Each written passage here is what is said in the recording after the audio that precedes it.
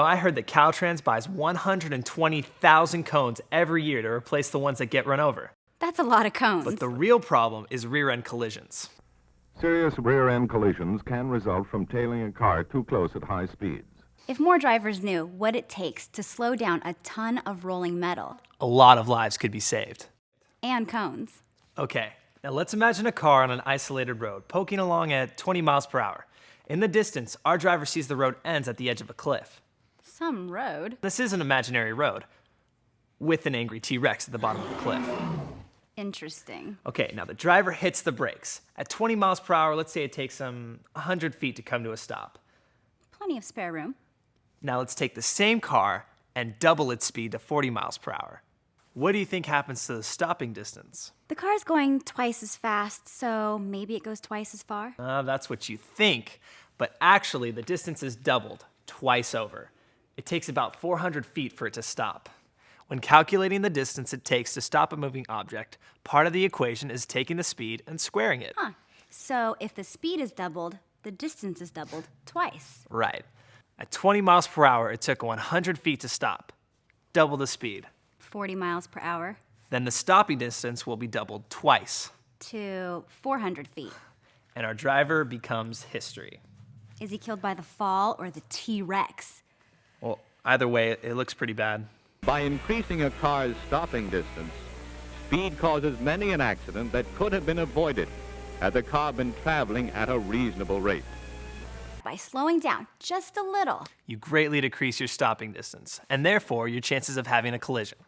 And did you know that if you slow from 65 miles per hour down to 55 for 1 mile, you only lose 10 seconds? And hitting another car is probably going to cost you more than 10 seconds. You think? Now let's move on to other factors.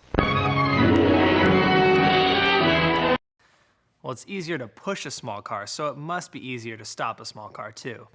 Big heavy vehicles require a greater distance to stop. Then there's slope. It's easier to stop a car going uphill. And harder to stop going downhill. Decrease your speed at the crest of the hill and drive at a speed which will permit you to stop well within your sight distance in case of emergency. Once over the hill crest on the downgrade, your stopping distance increases, even if you do not increase your speed because of the added gravitational pull. Drive as if your life depends on it. It does. Then there's grip. The vehicle's grip on the road is very important. Your ability to stop, accelerate, and turn rests on just 4 small patches of rubber touching the road. But even with new tires, certain road conditions can steal a lot of your grip. That's right. If the road's wet or icy, Or gravelly or oily.